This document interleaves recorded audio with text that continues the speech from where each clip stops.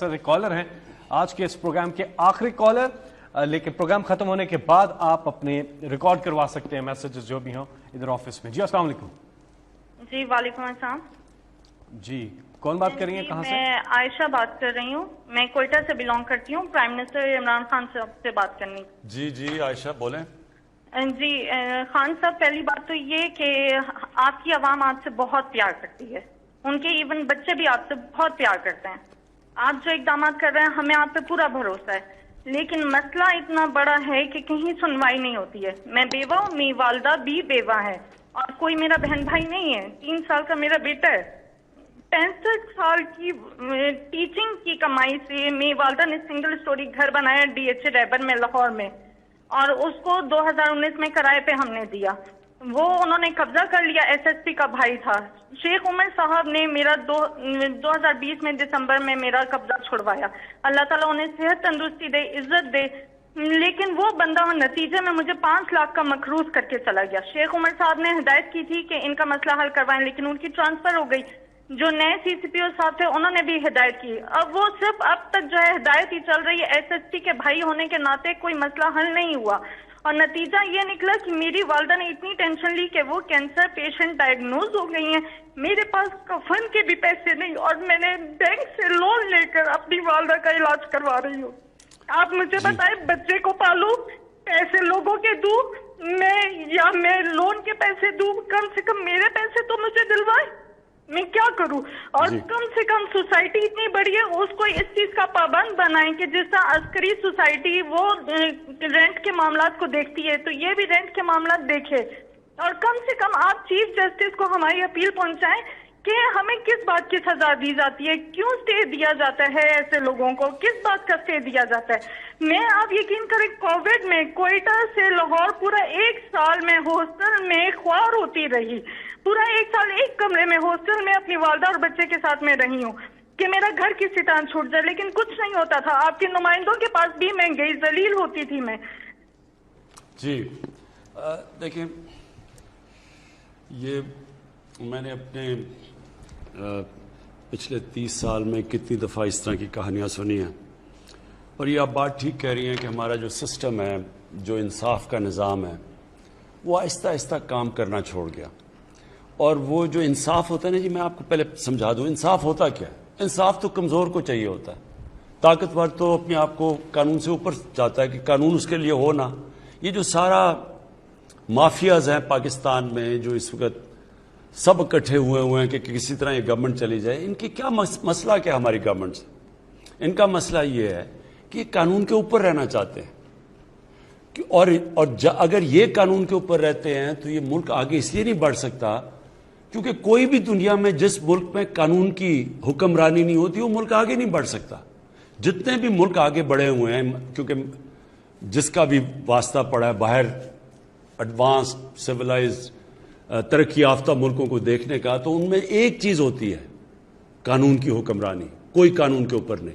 وہاں مافیاز نہیں کام کر سکتے، وہاں قبضہ گروپ نہیں چل سکتا، وہاں آپ کو سفارشیں نہیں چاہیے ہوتی، آپ کو پرائم منسٹر کو ٹیلی فون کر کے نہیں بتانا پڑتا کہ جی میرے گھر کے اوپر قبضہ ہوا ہے اور کسی طاقتور نے، اور ہم ہیں بھی، اور اگر کوئی آدمی بھی نہیں ہے گھر میں مدد کرنے والا تو ان کا کیا بنتا ہے۔ یہ ساری جو جنگ ہے، جو اس کے لیے میں پالیٹکس میں آیا تھا، انصاف کی تحریک، اس ملک میں کمزور کی حفاظت کرنے کے لیے، کمزور کو اور طاقتور کو قانون کے نیچے لانے کے لیے یہ سٹرگل ہے۔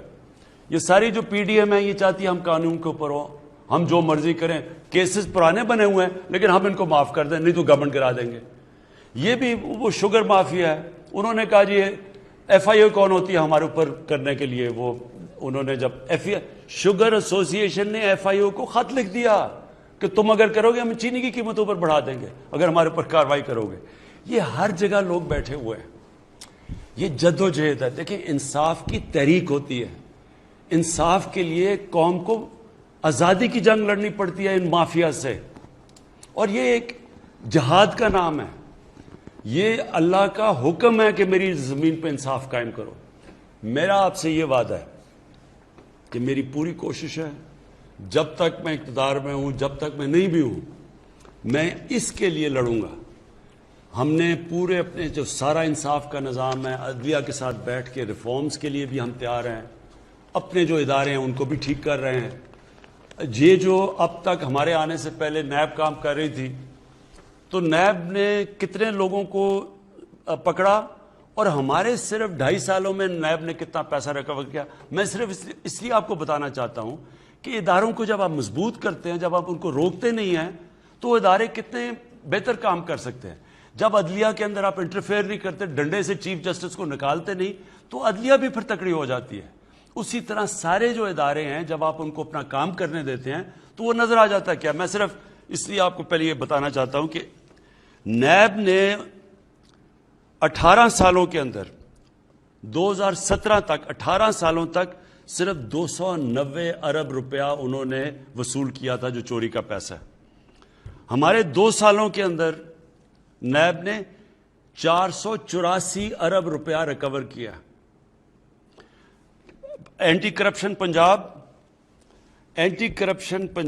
نے 10 سالوں میں, جو پچھلے 10 سال تھے نون لیگ کے, اس میں صرف 2.6 ارب روپیہ ریکور کیا تھا.